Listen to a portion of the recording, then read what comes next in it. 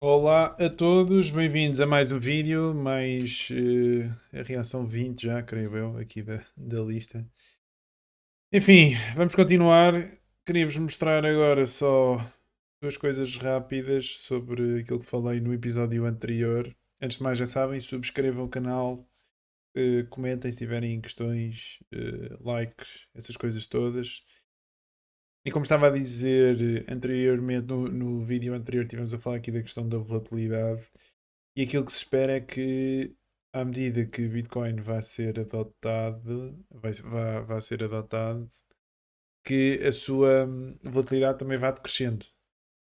Não sei se têm estas noções também enraizadas, mas a questão do dinheiro serve para. Ou seja, o dinheiro tem sobretudo três funções: ser uma reserva de valor, ser um meio de troca e ser uma unidade de conta.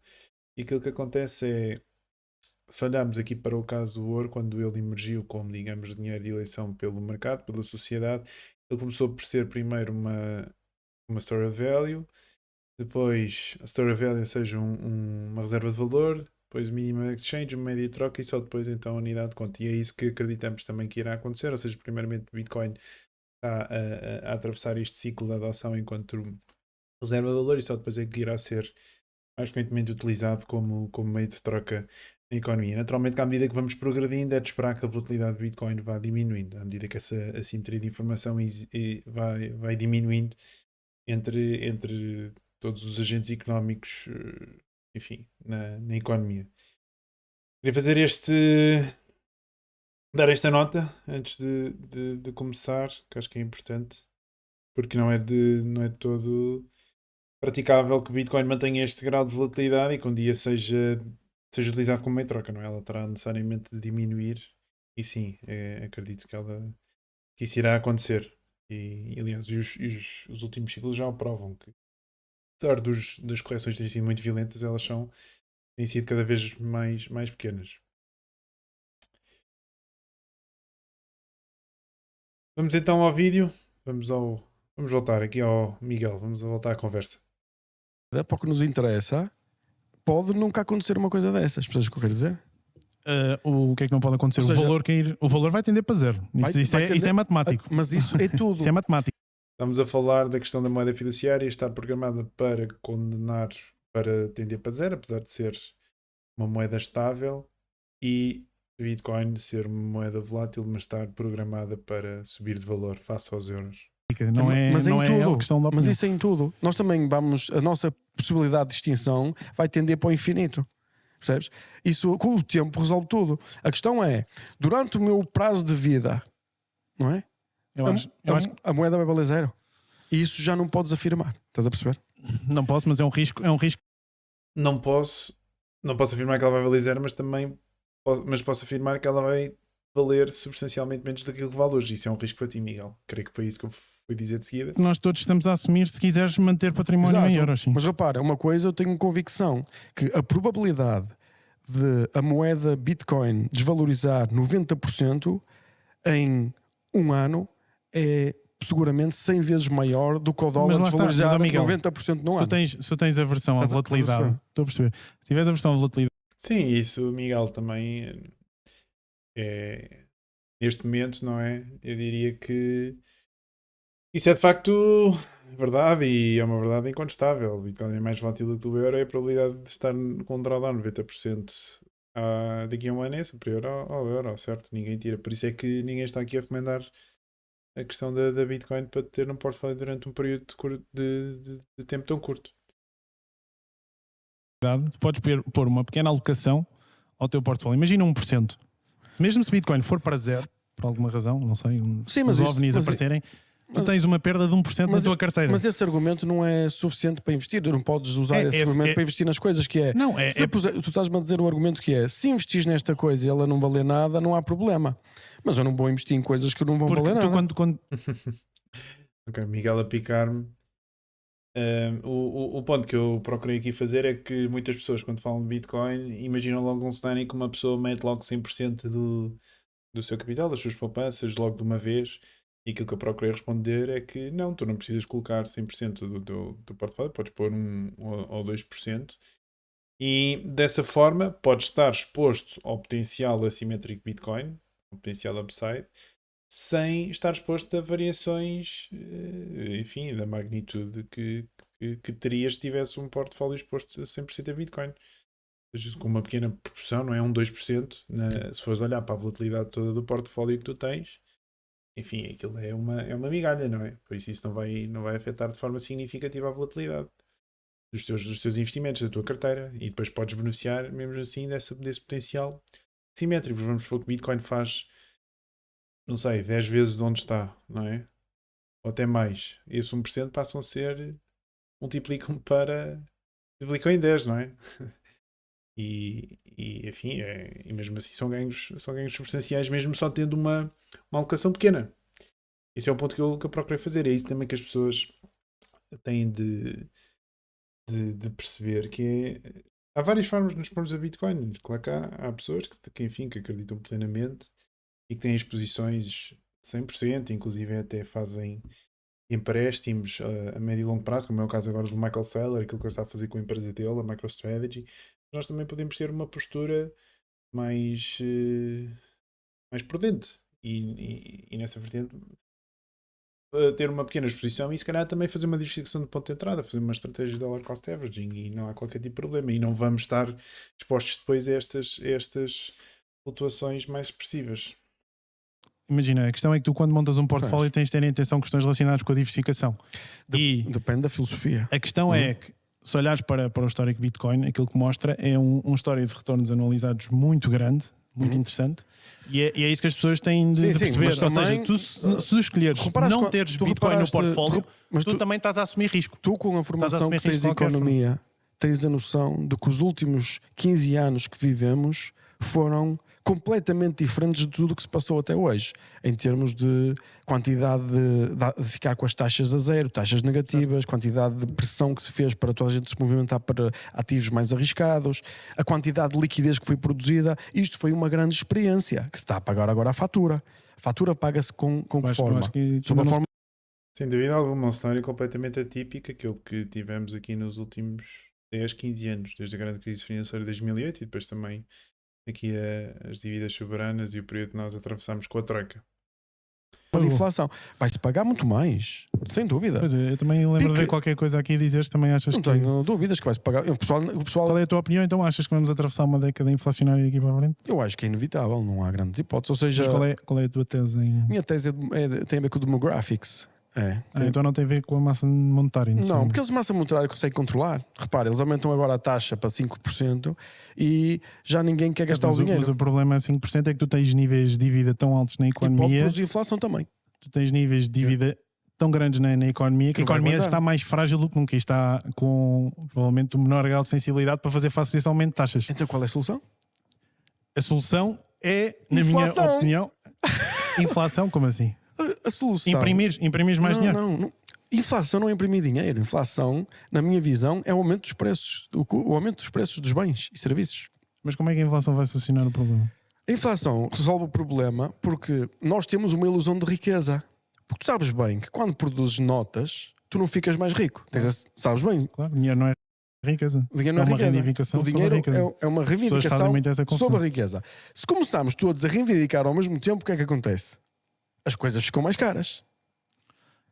Ok, o ponto que estás a fazer é que os preços vão subir na ótica em que existe escassez e os preços vão subir para como sinal de informação para a malta alocar recursos e produzir esses bens em falta. Mas aquilo estás a defender é o mercado livre. Isso não, mas o que eu estou a dizer, o que vai acontecer é o mercado livre, é inevitável. Então. Ou seja... Por acaso não creio que tenha percebido muito bem aqui o ponto do Miguel também no podcast. Aliás, na conversa. Mas aquilo que ele estava a referir, vamos só rever. Mas como é que a inflação vai solucionar o problema? Exato, eu estava a falar, este é o grande problema que nós temos nos dias de hoje, no que respeita à economia, é que os níveis de dívidas estão tão altos que nós temos pouca capacidade para fazer face a taxas de juros mais altas, porque temos um nível de dívida muito alto. Se as taxas de juros sobem, o juro que nós temos a pagar é cada vez maior e depois, se não temos uma robustez financeira para fazer face a esse maior juro, depois podemos ter de abrir falência, quer a nível individual, quer a nível das empresas, e depois temos questões económicas e enfim, e vem por aí períodos mais conturbados. Esse é esse potencial cenário que poderemos estar agora a atravessar. É importante também frisar que, por acaso, agora na semana passada houve bastante volatilidade aqui nos mercados porque houve os dados do emprego que saíram muito abaixo daquilo que era esperado. E as pessoas esquecem-se que este ajuste que os bancos centrais fizeram, como começou em finais de 2022, creio, porque a história na altura é que sim, nós vamos imprimir este dinheiro todo, vamos apoiar os gastos dos governos, mas isto não vai gerar inflação. Depois enganaram-se.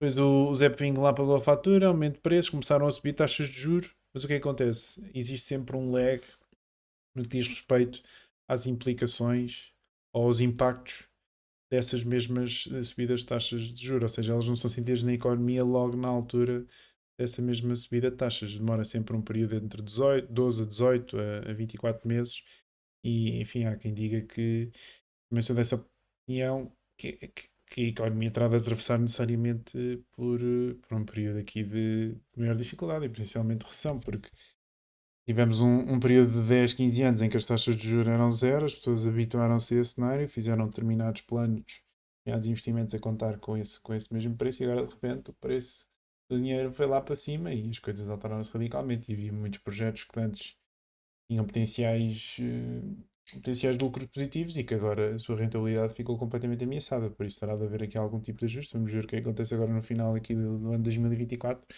Esse era o ponto que eu estava a fazer e Miguel depois argumentou que a inflação resolveria esta situação. Não sei se tentar sugerir que a inflação poderia ajudar a receita aqui das empresas e dos agentes económicos, mas aquilo que provavelmente vai acontecer se houver aqui algum aperto serão os bancos centrais a apoiar aqui a economia, não é? Porque, enfim, os governos, mesmo com taxas de juros, mesmo com níveis elevadíssimos e taxas de juros altas, eles podem sempre recorrer à impressão de dinheiro, não é? Sempre recorrer aqui ao apoio do Banco Central. O setor privado é que já não é o caso, porque nós temos uma empresa que está super endividada, ela já não pode carregar ali no botão mágico e aceder aos euros, não é? A situação é mais complicada, mas creio que se houver um cenário mais apertado, o governo também se irá chegar à frente, eventualmente com o apoio do Banco Central e, enfim, vão salvar. Só que isto, claro, tem um preço, porque para fazer isto é preciso dinheiro. De onde é que ele vem? Da máquina impressora. Máquina impressora, o que é que acontece? Dinheiro desvaloriza, preços sobem, o poder de compra das pessoas dissipa-se, o custo de vida aumenta e temos o período de repressão financeira que falei anteriormente. E, enfim, vamos ver o que é que... tentar perceber melhor o que é que o Miguel quer dizer. A inflação resolve o problema porque nós temos uma ilusão de riqueza. Porque tu sabes bem que quando produzes notas, tu não ficas mais rico. Sabes bem? Claro, dinheiro não é riqueza. O dinheiro não é uma riqueza. Reivindicação o dinheiro é uma reivindicação sobre a riqueza. Se começarmos todos a reivindicar ao mesmo tempo, o que é que acontece? As coisas ficam mais caras. Ok, o ponto que estás a fazer é que os preços vão subir na ótica em que existe escassez e os preços vão subir como sinal de informação para a malta alocar recursos e produzir esses bens em falta. Mas aquilo estás a defender é o mercado livre. Isso não, mas o que eu estou a dizer e o que vai acontecer é o mercado livre, é inevitável. Então. Ou seja, a inflação é cura para o problema, mas a cura é um dano. Mas é como se tivesse de tomar uma quimioterapia, meu. Acho que estamos a confundir para matar o cancro. A terminologia. Estás a falar de inflação, aumento de preços. Mas esse aumento de preços, estás a falar da tendência natural que acontece no mercado. Se houver esquecez, mesmo num padrão Bitcoin... Tu é que se calhar estás muito virado para Bitcoin, porque a terminologia é inflação, é aumento dos preços. Era o que eu estava a dizer, até a década de 70 okay. Mas então que termo queres usar para o aumento de preços? É assim, podemos... Inflação, aumento de preços, inflação da massa monetária e fazer... Ok, fazemos isso então. Então, o que eu acho é que o preço que se vai pagar, porque eu concordo contigo, eu acho que o sistema monetário que está feito, mal ou bem, foi o que produziu esta tremenda riqueza que existe na humanidade. E tu podes dizer assim, não, isso foi por causa do petróleo, isso foi por causa daquilo. Tudo bem. Mas são tantas variáveis que o que eu tenho que olhar neste momento é como é que estamos e como é que éramos, não é? E, isto funciona mais ou menos, funciona. Então vamos mudar com cuidado. E eu concordo contigo que a inflação, Bitcoin é uma tecnologia interessante, que neste momento ainda está numa fase embrionária usada de não forma... Não é embrionária, 600 mil milhões de dólares acho que já não é embrionária, são... Pelo menos 2 vezes o PIB de Portugal. Acho que já não é. Para o tamanho da massa monetária. Eu sei que a malta acha que nós andamos a brincar aqui aos computadores. Qual é o tamanho da dívida do mundo? Sei, então não sei. Daí o potencial da apreciação. Diz lá então, sabes? Em termos de dívida total acho estimada. que são para aí 360% do PIB mundial. Ou seja, o PIB mundial dará à volta dos 90. 90? Acho eu. Sim. Ou seja, por volta de 400, 3, talvez. Não. Isso aí, a dívida é muito mais. É 4. A dívida mundial estimada, segundo a última vez que vi, E como é que. 2. Mas lá está, independentemente. Será qualquer coisa entre os 300 e os 400 tris. E quando eu falei do potencial assimétrico de Bitcoin, uma das grandes tesas é que também que as pessoas vão deixar de investir em prestar dinheiro aos governos, porque o retorno real, se tivermos em conta a taxa real de inflação, o retorno real vai ser negativo. E por essa razão, mais vale colocar essa energia económica num ativo que tem a capacidade de preservar valor, neste caso Bitcoin. Ou seja, Bitcoin é isso também que é.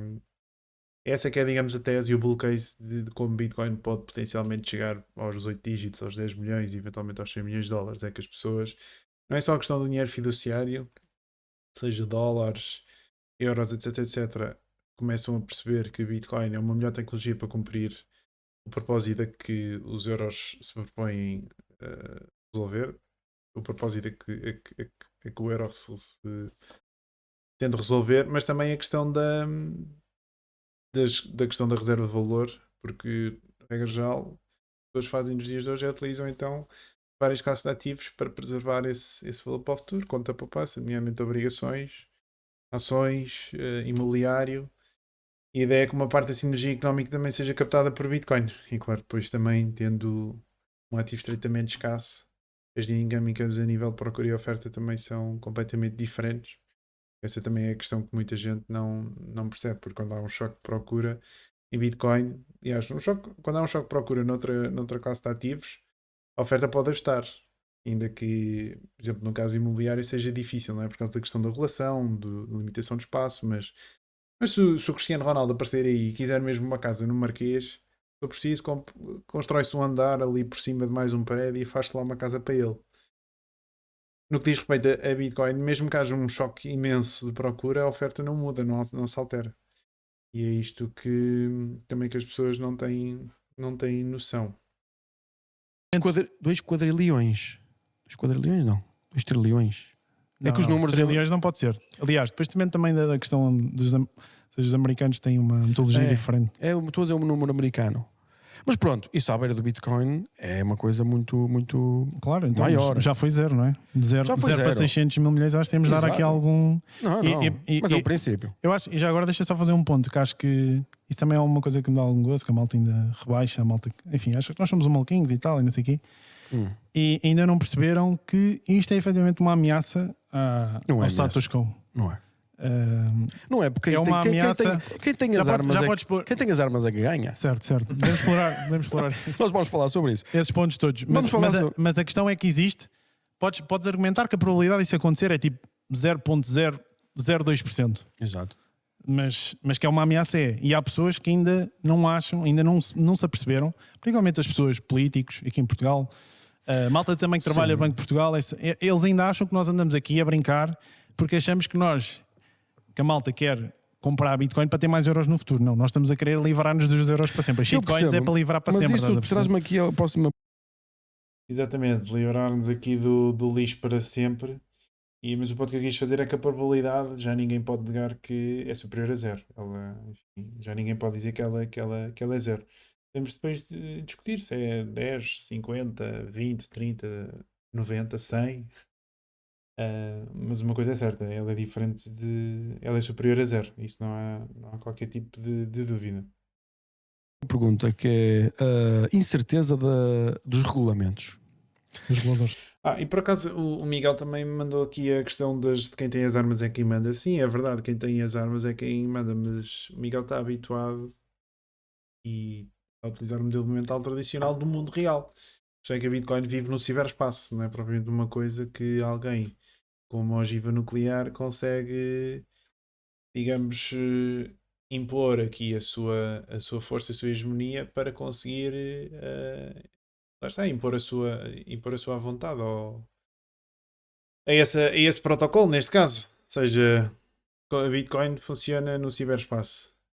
e lá a única coisa que tu podes utilizar para potencialmente atacar a rede é a energia, mas a energia pura, não te serve um exército. Tu podes ter a potência, enfim, nuclear no que diz respeito a questões, digamos, geopolíticas, não é? E claro que aí tens uma vantagem brutal no que diz respeito aos ativos que vivem, no que diz respeito aos ativos que vivem no mundo físico. Por exemplo, a terra, os oceanos, as casas, não é? Mesmo o ouro, se tu quiseres hum, atacar alguém que tem uma barra de ouro, não é? Se tiveres um grande domínio a nível de poder militar, claro que esse ouro está acima de ti. Agora, Bitcoin vive para além do mundo físico e é isso que o Miguel também creio que ainda não percebeu, porque não é suficiente, mesmo tu tendo o maior exército do mundo, mesmo tendo as ogivas nucleares que tiveres, tu não consegues mandar abaixo Bitcoin. Como não consegues mandar abaixo Bitcoin, tens de aprender a viver com ela.